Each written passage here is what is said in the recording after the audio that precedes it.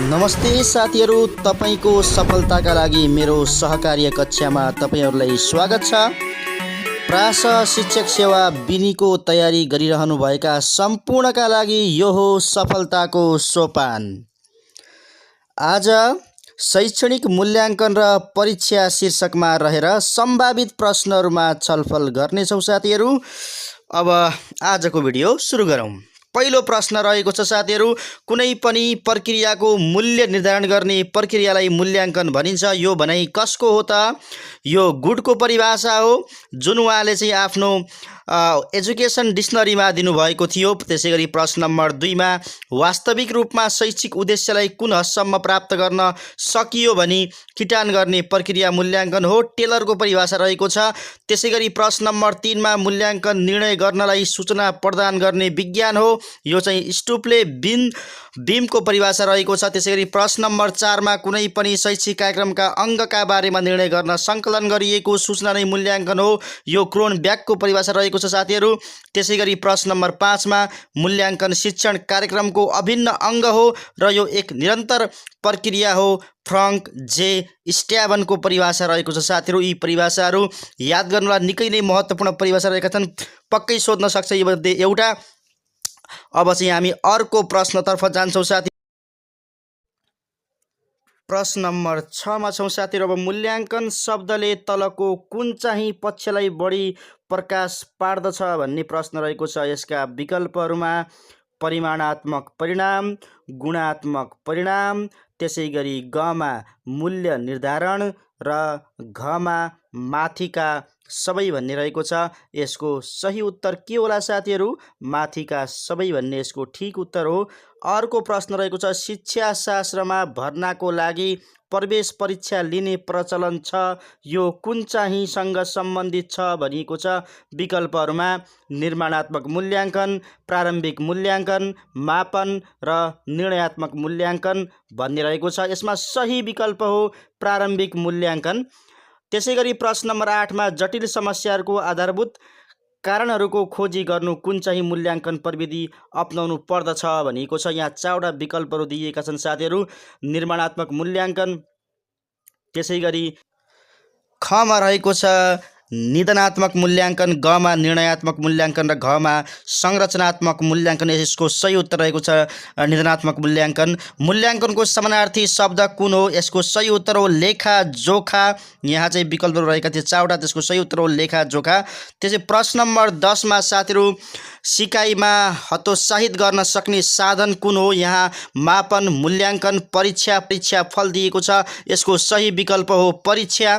त्यसैगरी प्रश्न नम्बर 11 मा वर्तमान शैक्षिक नीति अनुसार उदार कक्षोन्नति प्रयोग हुने कक्षा कुन हो? कक्षा 1 देखि कक्षा 7 सम्म उदार कक्षोन्नति राखिएको छ अहिले। त्यसैगरी प्रश्न नम्बर 12 मा निरन्तर विद्यार्थी मूल्याङ्कनको व्यवस्था सर्वप्रथम कहिलेदेखि भएको हो भन्ने छ। आधारभूत तथा प्राथमिक शिक्षा परियोजना द्वितीयदेखि यो लागू भएको हो। त्यसैगरी अर्को प्रश्न साथीहरू, प्रश्न नम्बर 13, वस्तुगत प्रश्नहरूमध्ये सबभन्दा मनोवैज्ञानिक मानिएको प्रश्नपत्र कुन हो भनिएको छ। ठिक बेठिक छुट्याउने प्रश्न, बहुवैकल्पिक छुट्याउने प्रश्न, जोडा मिलाउने प्रश्न, खाली ठाउँ भर्ने प्रश्न भनेको छ। यसको सही उत्तर हो बहुवैकल्पिक प्रश्न। परीक्षाले मूल्याङ्कनलाई के दिन्छ? आधार, सूचना, समय, अङ्क। यसको सही उत्तर हो सूचना। लिखित परीक्षा किन आवश्यक छ? सबै विषयवस्तु समेट्न, विद्यार्थीको अभिव्यक्ति मूल्याङ्कन गर्न, कक्षा चढाउन, प्रथम, द्वितीय र तृतीय छुट्याउन भनेर 4वटा विकल्पहरू दिएको छ। यसको सही उत्तर हो साथीहरू विद्यार्थीको अभिव्यक्ति मूल्याङ्कन गर्न, यो सही उत्तर रहेको छ। यहाँ ध्यान दिनुहोला, परीक्षाले मूल्याङ्कनलाई के दिन्छ त? सूचना दिन्छ।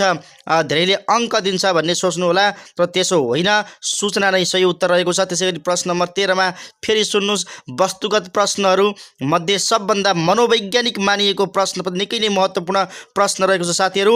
बहुवैकल्पिक प्रश्न मनोवैज्ञानिक मानिएको छ, यो कुरा ध्यान रहोस् हजुरलाई। त्यसपछि म अर्को प्रश्नतर्फ अब लागे। प्रश्न नम्बर 16 तर्फ अब म गएँ। प्रश्न नम्बर 16 मा विद्यार्थीको कुन पक्षको मापन गर्न श्रेणी मापन प्रयोग गर्न सकिन्छ? ज्ञान, बोध, प्रयोग, उच्च दक्षता। यसको सही उत्तर रहेको छ साथीहरू प्रयोग। यसको सही उत्तर। प्रश्न नम्बर 17 मा विद्यार्थीको आचरण तथा स्वभाव तलका मध्ये कुन अभिलेखमा राखिन्छ? घटनावृत्त, व्यक्तिगत, सञ्चित, व्यक्तिवृत्त अभिलेख भनिएको छ साथीहरू। यसको सही उत्तर हो सञ्चित अभिलेख। त्यसै गरी प्रश्न नम्बर 18 मा विद्यार्थीको व्यवहारको परिवर्तनको मूल्याङ्कन गर्नुपर्दा तलका मध्ये कुन मूल्याङ्कनको साधन प्रयोग गरिन्छ? रुजु सूची, मौखिक परीक्षा, प्रयोगात्मक परीक्षा, एकै परीक्षा। यसको सही उत्तर हो रुजु सूची भनेर चाहिँ लेख्नुहोला साथीहरू। अब यी विकल्पहरूलाई सम्झिनुहोस् र यी विकल्पहरू झुक्क्याउने जस्ता छन्।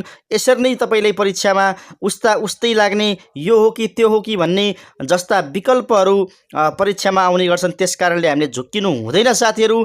त्यसकारणले विद्यार्थीले कुन पक्षको मापन गर्न श्रेणी मापन प्रयोग गर्न सकिन्छ त? प्रयोगको चाहिँ मापन गर्नका लागि भन्ने बुझ्नुहोला। त्यसै गरी विद्यार्थीको आचरण तथा स्वभाव तलका मध्ये कुन अभिलेखमा राखिन्छ भनेर प्रश्न आयो भने साथीहरू सञ्चित अभिलेख भन्ने उत्तरलाई सही गर्नुहोला। त्यसै गरी विद्यार्थीको व्यवहार परिवर्तनको मूल्याङ्कन गर्नुपर्दा तलका मध्ये कुन मूल्याङ्कनको साधन प्रयोग गरिन्छ भन्दाखेरि रुजु सूचीलाई सही उत्तर मान्नुहोला साथीहरू। यसपछि हामी निरन्तर तपाईँहरूलाई महत्त्वपूर्ण प्रश्नहरू बताउँदैछौँ र यसपछि यस पाठबाट निकै नै महत्त्वपूर्ण रहेको अरू प्रश्नहरू हामी अगाडि बढाउन चाहन्छौँ। अर्को प्रश्न रहेको छ प्रश्न नम्बर 19 मा पाठ्यक्रमका विषयवस्तुको प्रतिनिधित्व गराई मूल्याङ्कन गर्न सक्ने गुण तलका कुन चाहिँ प्रश्नमा हुन्छ भनेको छ? निबन्धात्मक प्रश्न, वस्तुगत प्रश्न, छोटो उत्तर आउने प्रश्न, विषयगत प्रश्न। यसको सही उत्तर हो वस्तुगत प्रश्न साथीहरू। वस्तुगत प्रश्न तलका मध्ये कुन चाहिँ वस्तुगत प्रश्नमा अनुमान गर्न सकिने सम्भावना सबैभन्दा कम हुन्छ भनिएको छ? बहुवैकल्पिक प्रश्न, त्यसै गरी जोडा मिलाउने प्रश्न, खाली ठाउँ भर्ने प्रश्न, ठिक बेठिक छुट्याउने प्रश्न। यसको सही उत्तर हो साथीहरू खाली ठाउँ भर्ने प्रश्न। खाली ठाउँ भर्ने प्रश्न यसको सही उत्तर हो। ग्रेडिङ शब्दको शाब्दिक अर्थ के हो? ग्रेडिङ शब्दको शाब्दिक अर्थ हो तह वा श्रेणी भन्ने अर्थ हुन्छ साथीहरू। यसको फेरि चाहिँ प्रश्नहरूलाई चाहिँ निहाल्नुहोस्। पाठ्यक्रमका विषयवस्तुको प्रतिनिधित्व गराई मूल्याङ्कन गर्न सक्ने गुण तलका कुन चाहिँ प्रश्नमा हुन्छ त? वस्तुगत प्रश्नमा हुन्छ साथीहरू। केवल वस्तुगत प्रश्नमा चाहिँ विषयवस्तुको प्रतिनिधित्व गराई मूल्याङ्कन गर्न सक्ने गुण हुन्छ। तलका मध्ये कुन चाहिँ वस्तुगत प्रश्नमा अनुमान गर्न सक्ने सम्भावना सबैभन्दा कम हुन्छ त भन्दाखेरि खाली ठाउँ भर्नुपर्ने प्रश्नमा सबैभन्दा कम सम्भावना रहेको हुन्छ। ग्रेडिङ शब्दको शाब्दिक अर्थ चाहिँ तह वा श्रेणी हो भन्ने बुझ्नुहोला साथीहरू। अब हामी अर्को प्रश्न नम्बर 22 मा जान्छौँ। प्रश्न नम्बर 22 मा रहेको छ लेटर ग्रेडिङको अर्थ के हो? अब यसको पूर्व निर्धारित मानकका आधारमा विद्यार्थीको उपलब्धि स्तरलाई अङ्कन गर्ने प्रक्रिया हो भनेर बुझ्नु। लेटर ग्रेडिङको अर्थ पूर्व निर्धारित मानकका आधारमा विद्यार्थीको उपलब्धि स्तरलाई अङ्कन गर्ने प्रक्रिया हो साथीहरू। त्यसै गरी प्रश्न नम्बर 23 मा विद्यालय शिक्षामा 2071 देखि नेपालमा लेटर ग्रेडिङको प्रयोगात्मक सुरुवात तलका मध्ये कुन तहबाट सुरु गर्ने व्यवस्था भएको थियो भन्ने प्रश्न रहेको छ। प्राथमिक तह कक्षा 1 देखि 3 हो कि, अथवा आधारभूत तह कक्षा 1 देखि 8 हो कि, अथवा माध्यमिक तह साधारण धार कक्षा 9 र 10 हो, अथवा चाहिँ व्यावसायिक धार माध्यमिक तह 9-10 हो? यसको सही उत्तर तपाईँले अनुमान गर्न सक्नुहुन्छ साथीहरू। 4वटा विकल्प तपाईँको अगाडि राखिएका छन्। अब तपाईँहरूले आफ्नो सही उत्तर छान्न सक्नुहुन्छ। यसको सही उत्तर हो व्यावसायिक धार कक्षा 9 र 10। माध्यमिक तह कक्षा 9-10 व्यावसायिक धारमा चाहिँ 71 देखि लेटर ग्रेडिङको प्रयोगात्मक सुरुवात भएको हो भन्ने कुरा बुझ्नुपर्ने हुन्छ साथीहरू। अर्को प्रश्नमा जान्छौँ। प्रश्न नम्बर 24 मा साथीहरू जुन कुराको मूल्याङ्कन गर्न खोजिएको त्यसको मापन समान रूपले सामञ्जस्यपूर्ण आधारमा बराबर मात्रामा गर्न सकियो भने त्यसलाई के भनिन्छ भन्ने प्रश्न छ। यसको चाहिँ सही उत्तर रहेको छ विश्वसनीयता। विश्वसनीयता भनिन्छ। याद राख्नुहोस् साथीहरू, विश्वसनीयता भनिन्छ। त्यसरी प्रश्न नम्बर 25 मा साथीहरू मूल्याङ्कनलाई निर्माणात्मक र निर्णयात्मक मूल्याङ्कन गरी दुई प्रकारमा विभाजन गर्ने विद्वान को हुन् भन्ने प्रश्न रहेको छ साथीहरू। माइकल स्क्राइभेनको नाम याद राख्नु होला साथीहरू। त्यसरी प्रश्न नम्बर 25 मा मूल्याङ्कनलाई निर्माणात्मक, निर्णयात्मक, निधनात्मक र स्थान निर्धारण मूल्याङ्कन गरी 4 भागमा विभाजन गर्ने शिक्षाविद को हुन् त? लिन हुन् भन्ने याद राख्नु होला साथीहरू। 4 भागमा विभाजन गर्ने विद्वान चाहिँ शिक्षाविद चाहिँ को हुन् त? लिन हुन् भन्ने लिन र ग्राउन दुईजनाको नाम यहाँ रहेको छ। लिन र ग्राउन यहाँ चाहिँ पुरै आएको छैन, म भन्दैछु, सुन्दै गर्नु होला, लिन र ग्राउन। त्यसै गरी प्रश्न नम्बर 26 मा प्रोएक्टिभ मूल्याङ्कन भनेर कुन मूल्याङ्कनलाई चिनिन्छ भन्ने छ। निर्माणात्मक मूल्याङ्कनलाई चाहिँ प्रोएक्टिभ मूल्याङ्कन भनेर पनि चिन्ने गरिन्छ। यहाँ चाहिँ छेकिएका प्रश्नको उत्तर म भनिरहेको छु साथीहरू, ध्यानपूर्वक सुन्नु होला। त्यसै गरी अर्को प्रश्नतर्फ जान्छौँ हामी साथीहरू। प्रश्न नम्बर 26 मा आफूले आफैलाई चिन्न सक्नु कुन मूल्याङ्कनको मुख्य उद्देश्य हो? आत्ममूल्याङ्कनको मुख्य उद्देश्य हो साथीहरू। त्यसै गरी राष्ट्रिय पाठ्यक्रम प्रारूप 2076 अनुसार कक्षा 1 देखि कक्षा 3 सम्म पूर्ण निरन्तर मूल्याङ्कन पद्धति अवलम्बन गरिनेछ। कक्षा 4 र 5 मा 50% निरन्तर मूल्याङ्कन पद्धति अपनाइनेछ। त्यसै गरी कक्षा 6 र 7 मा 40% निरन्तर मूल्याङ्कन पद्धति अपनाइनेछ र कक्षा 8 मा 25% निरन्तर विद्यार्थी मूल्याङ्कन गरिनेछ। यो चाहिँ 2076 राष्ट्रिय पाठ्यक्रम प्रारूप 2076 अनुसार कक्षा 1 देखि 8 मा लागू भएको निरन्तर विद्यार्थी मूल्याङ्कनको डाटा हो। विद्यार्थीहरू नयाँ डाटा हो, यसलाई टिपेर राख्नु होला, परीक्षामा जे पनि सोध्न सक्छ, तपाईँ चाहिँ तयार हुनुपर्ने हुन्छ। त्यसकारणले चाहिँ यो राम्रोसँग याद गर्नु होला। कक्षा 1 देखि 3 सम्म पूर्ण चाहिँ निरन्तर विद्यार्थी मूल्याङ्कन प्रक्रिया हो भने त्यसपछि यस अनुसार टिप्नु होला साथीहरू, बुझ्नु होला। अब हामी अर्को प्रश्नतर्फ जान्छौँ। प्रश्न नम्बर 28 मा विद्यार्थी मूल्याङ्कन गर्दा शिक्षकले अपाङ्गता भएका र विशेष आवश्यकता भएका विद्यार्थीका लागि उपयुक्त हुने मूल्याङ्कन प्रक्रिया अपनाउनु पर्नेछ। यो व्यवस्था कुन प्रारूपले ल्याएको हो भन्ने छ। राष्ट्रिय पाठ्यक्रम प्रारूप 2076 ले ल्याएको विद्यार्थी साथीहरू। त्यसपछि अर्को चाहिँ विश्वसनीयता भनेको एकरूपता हो। कसको भनाइ हो? यो चाहिँ रोसको भनाइ हो साथीहरू। एउटै प्रश्नपत्रका जोर बिजोर सङ्ख्याका प्रश्नलाई 2 समूहमा विभाजन गरी दुवै समूहको परीक्षणबाट प्राप्ताङ्क बीचको सहसम्बन्धका आधारमा विश्वसनीयता पत्ता लगाउने विधिलाई के भनिन्छ? अर्धविच्छेदन विधि भनिन्छ। निकै नै महत्त्वपूर्ण प्रश्नहरू रहेका छन् साथीहरू। मैले धेरै पुस्तकहरूको अध्ययन गरेर तपाईहरूलाई चाहिँ सबै पुस्तकबाट अति नै सम्भावित महत्त्वपूर्ण प्रश्नहरूलाई कसरी तपाईँलाई सजिलोसँग चाहिँ याद गर्न सहज हुन्छ भन्ने हेतुले निकै रिसर्च गरेर तपाईँहरूलाई यो भिडियो पोस्ट गर्दैछु। त्यसकारणले एकदमै तपाईँहरूले ध्यान दिनुपर्ने हुन्छ र भिडियोलाई चाहिँ हेरिसकेपछि लाइक गर्नुहोला, सेयर गर्नुहोला, सब्सक्राइब गर्न चाहिँ नभुल्नुहोला। त्यसबाट मलाई निकै नै प्रेरणा मिल्ने गर्छ। तपाईँहरूले चाहिँ माया गरेको आभास मलाई हुने गर्छ र फेरि फेरि यस्ता भिडियोहरू बनाउने अभिलाषा जाग्ने गर्दछ मनमा। त्यसकारणले साथीहरू अर्धविच्छेदन विधिलाई नबिर्सिनु होला। राष्ट्रिय पाठ्यक्रम प्रारूप 2076 अनुसार नबिर्सिनु होला। अर्को प्रश्न रहेको छ प्रश्न नम्बर 31 मा एउटै परीक्षालाई 2 फरक समयमा प्रयोग गरी दुवै प्राप्ताङ्कको सहसम्बन्धबाट विश्वसनीयता पत्ता लगाउने विधिलाई के भनिन्छ? परीक्षण पुनः परीक्षण विधि भनिन्छ। याद राख्नु साथीहरू, परीक्षण पुनः परीक्षण विधि भनिन्छ। अर्को महत्त्वपूर्ण प्रश्न रहेको छ साथीहरू, KR20 र KR21 केसँग सम्बन्धित छ भन्ने प्रश्न। विश्वसनीयताको गुणाङ्क अनुमान सूत्रसँग यो सम्बन्धित रहेको छ।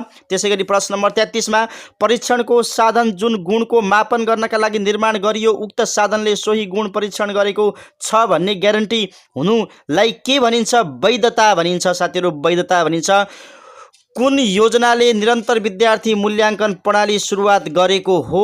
9औं योजनाले निरन्तर विद्यार्थी मूल्याङ्कन प्रणालीको सुरुवात गरेको हो साथीहरू। 9औं योजनाले सुरुवात गरेको हो। त्यसै गरी यो निकै नै महत्त्वपूर्ण प्रश्न रहेको छ साथीहरू। KR20 र KR21 केसँग सम्बन्धित छन् भन्ने विश्वसनीयताको गुणाङ्क अनुमान सूत्रसँग सम्बन्धित छन् साथीहरू। त्यसै गरी परीक्षणको साधन जुन गुणको मापन गर्नका लागि निर्माण गरियो उक्त साधनले सोही गुण परीक्षण गरेको छ भन्ने ग्यारेन्टी हुनुलाई के भनिन्छ भन्ने प्रश्न पनि निकै नै महत्त्वपूर्ण छ साथीहरू। वैधता भन्ने गरिन्छ। यी सम्पूर्ण प्रश्नहरू परीक्षाका दृष्टिकोणले एकदमै महत्त्वपूर्ण रहेका छन्, त्यसकारणले हजुरले धेरै नै ध्यान दिनुपर्ने हुन्छ। अर्को प्रश्नतर्फ म लागे। प्रश्न नम्बर 35 मा कक्षा 7 सम्म कक्षोन्नति लागू गर्ने नीति कुन प्रारूपले ल्याएको हो? राष्ट्रिय पाठ्यक्रम प्रारूप 2063 ले ल्याएको हो साथीहरू। यो चाहिँ CAS कासको पुरा रूप के हो? कन्टिन्युअस एसेसमेन्ट टास्क, यसको चाहिँ पुरा रूप रहेको छ, फुल फर्म रहेको छ। कासको पुरा रूप चाहिँ कन्टिन्युअस एसेसमेन्ट टास्क रहेको छ साथीहरू, याद गर्नुहोला। कक्षा 8 र कक्षा 11 मा कुन शैक्षिक सत्रबाट अक्षराङ्कन पद्धति कार्यान्वयनमा आएको हो साथीहरू? 2074 बाट कक्षा 8 मा र 2073 बाट चाहिँ कक्षा 11 मा अक्षराङ्कन पद्धति लागू भएको हो भन्ने कुरा पनि बुझ्नुहोला साथीहरू। अर्को प्रश्न त्यसै गरी लेटर ग्रेडिङ प्रणालीको सर्वप्रथम प्रयोग गर्ने प्रोफेसर कुन? निकै महत्त्वपूर्ण प्रश्न रहेको साथीहरू। मार्क डब्लु ड्रम चाहिँ यसको सही उत्तर हो। मार्क डब्लु ड्रम, याद गर्नुहोला साथीहरू, मार्क डब्लु ड्रम। त्यसै गरी हामी अर्को प्रश्नतर्फ जान्छौँ साथीहरू। प्रश्न नम्बर 39 मा अक्षराङ्कन पद्धति व्यवस्थित रूपमा कहिले प्रयोगमा आएको हो? यो 1972 मा, सन् 1972 मा क्याम्ब्रिज युनिभर्सिटी, बेलायतको क्याम्ब्रिज युनिभर्सिटीबाट यो व्यवस्थित रूपमा प्रयोगमा आएको हो साथीहरू। त्यसै गरी प्रश्न नम्बर 40 मा पोइन्ट स्केलको रूपमा लेटर ग्रेडिङ प्रणालीको प्रयोग कहिले भएको हो भन्ने छ? सन् 1930 बाट भएको हो। पोइन्ट स्केलको रूपमा लेटर ग्रेडिङ प्रणालीको प्रयोग चाहिँ सन् 1930 बाट मात्रै भएको हो। अक्षराङ्कन पद्धति कार्यान्वयन कार्यविधि कहिले राष्ट्रिय पाठ्यक्रम विकास तथा मूल्याङ्कन परिषदबाट स्वीकृत भई लागू भयो भन्ने प्रश्न छ साथीहरू। 2072 विक्रम सम्मत 2072 8 महिना 23 गतेबाट चाहिँ अक्षराङ्कन पद्धति कार्यान्वयन कार्यविधि चाहिँ राष्ट्रिय पाठ्यक्रम विकास तथा मूल्याङ्कन परिषदबाट स्वीकृत भई लागू भएको हो। 8-23 याद राख्नुहोला साथीहरू, 2072 याद राख्नुहोला। अर्को प्रश्न साथीहरू 42 नम्बर प्रश्न रहेको छ। अक्षराङ्कन पद्धति कार्यान्वयन कार्यविधि 2072 मा कतिवटा ग्रेड राखिएका थिए? मात्रै 6 वटा ग्रेड राखिएका थिए साथीहरू। त्यो हो A+ A B C D E, यो 6 वटा चाहिँ ग्रेड राखिएका थिए। त्यसपछि अक्षराङ्कन पद्धति कार्यान्वयन कार्यविधि 2072 को पहिलो संशोधन कहिले भयो? 2072 12 महिना 6 गते भयो। अक्षराङ्कन पद्धति कार्यान्वयन कार्यविधि 2072 को पहिलो संशोधन अनुसार कतिवटा ग्रेड राखिएका थिए? निकै नै महत्त्वपूर्ण प्रश्न छ साथीहरू। 9 वटा ग्रेड राखिए, पहिला 6 वटा थिए, अब 9 वटा भयो। A+ A B+ B C+ C D E र N चाहिँ यो नेगोसिएसन राखिएको थियो। त्यसपछि अर्को प्रश्न चाहिँ अक्षराङ्कन पद्धति कार्यान्वयन कार्यविधि 2072 को तेस्रो संशोधन कहिले भयो? 73-12-27 मा, 73-12-27 मा चाहिँ दोस्रो संशोधन भएको छ। यसको तेस्रो, चौथो र पाँचौं संशोधन पनि भइसकेको छ साथीहरू। यो मैले यहाँ परीक्षाका लागि महत्त्वपूर्ण मात्रै राखिएको छु। पहिला चाहिँ 6 वटा थिए, त्यसपछि 9 वटा ग्रेड राखेँ हैन। अब यसपछि यो चाहिँ एन नेगोसिएसन हटाइएको छ, फेरि पछिल्लो समयमा आएर एन हटाइएको छ। बाँकी चाहिँ C+ छ, अनि D+ र D छ, र अन्त्यमा चाहिँ E राखिएको छ, जुन हामीलाई थाहा नै छ, जुन अहिले लागू छ। अर्को प्रश्न 46 मा अक्षराङ्कन पद्धति कार्यान्वयन कार्यविधि 2072 को तेस्रो संशोधन 2073 अनुसार कतिवटा ग्रेड राखिएका थिए? 9 वटा नै हुन्, तर यहाँ थप के भएको? एन हटेको छ, D+ र D राखेको छ, अरू कुरा सेम हो। अनि पठन पाठन हुने 192 दिनमा मूल्याङ्कनको लागि कति दिन छुट्याइएको छ? 24 दिन छुट्याइएको छ मूल्याङ्कनको लागि। 220 दिन विद्यालय लाग्छ, जसमध्ये पठन पाठन हुने दिन 192 दिन हो। त्यो 192 दिनमा चाहिँ 24 दिन मूल्याङ्कनका लागि छुट्याइएको छ साथीहरू, याद राख्नुहोला। आधुनिक शैक्षिक मूल्याङ्कनका पिता कसलाई मानिन्छ? थर्नडाइकलाई मानिन्छ साथीहरू। थर्नडाइकलाई आधुनिक मूल्याङ्कनका पिता मानिन्छ, नभुल्नुहोला साथीहरू। निरन्तर विद्यार्थी मूल्याङ्कन प्रणालीलाई सर्वप्रथम परीक्षण गरिएको जिल्ला कुन हो? कञ्चनपुर हो साथीहरू। निरन्तर विद्यार्थी मूल्याङ्कन प्रणालीलाई सर्वप्रथम परीक्षण गरिएको जिल्ला कुन हो त? कञ्चनपुर हो। तपाईँले इक्जाम दिइसकेपछि तपाईँ पक्कै भन्नुहुनेछ धेरै प्रश्नहरू मिले, धेरै प्रश्नहरू पढेका आए, त यी प्रश्नहरू निकै नै महत्त्वपूर्ण छन्। परीक्षा दिइसकेपछि तपाईँले महसुस हुनेछ साथीहरू। अर्को प्रश्नतर्फ गएँ म। प्रश्न नम्बर 50 मा मानवीय उपलब्धिलाई कुनै अङ्कमा सीमित गर्ने कार्य अप्राकृतिक हुन्छ भनी नेपालको कुन प्रतिवेदनमा उल्लेख गरिएको छ भन्ने छ। यो चाहिँ 4वटा विकल्प तपाईँको अगाडि छन्। एसएलसीमा विद्यार्थी उपलब्धि सम्बन्धी अध्ययन प्रतिवेदन, राष्ट्रिय शिक्षा आयोग प्रतिवेदन 2049, प्राथमिक शिक्षा पाठ्यक्रम 2062, कुनै पनि होइन भन्ने छ। यसको सही उत्तर हो एसएलसीमा विद्यार्थी उपलब्धि सम्बन्धी अध्ययन प्रतिवेदन। यसको सही उत्तर हो साथीहरू राष्ट्रिय विद्यार्थी उपलब्धि परीक्षण प्रतिवेदन 2070 ले दैनिक कति घण्टासम्म घरायसी काम गर्दा विद्यार्थीको सिकाइ उपलब्धि स्तरमा अन्तर नआउने उल्लेख गरेको छ। दैनिक 2 घण्टाभन्दा कम काम चाहिँ विद्यार्थीले घरको काम गर्यो भने पढाइमा खासै फरक पर्दैन, तपाईँको सिकाइमा त्यति अन्तर आउँदैन भन्ने कुरा चाहिँ यहाँ राष्ट्रिय विद्यार्थी उपलब्धि परीक्षण प्रतिवेदन 2070 ले भनेको छ। फेरि पनि मैले तपाईँहरूलाई अनुरोध गरेँ, तपाईँलाई भिडियो मन पर्यो भने लाइक गरिदिनु होला र सब्सक्राइब गर्न चाहिँ नबिर्सनु होला। भिडियोलाई स्किप नगरिकन पुरै हेर्नुहोला र परीक्षा दिइसकेपछि तपाईँहरूलाई चाहिँ महसुस हुनेछ कि यी प्रश्नहरू कति महत्त्वपूर्ण छन् परीक्षाका दृष्टिकोणले भन्ने कुरा। त्यसकारणले प्रश्नहरू चाहिँ नछुटाइकन सम्पूर्ण याद गर्नुहोला र परीक्षाको पूर्ण तयारी गर्नुहोला, मेरो शुभकामना तपाईँहरूलाई छ।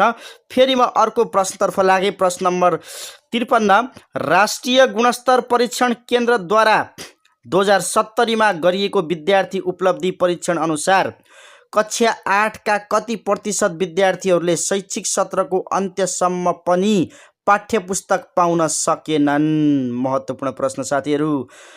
4% ले चाहिँ शैक्षिक सत्रको अन्त्यसम्म पनि पाठ्यपुस्तक प्राप्त गर्न सकेनन् साथीहरू।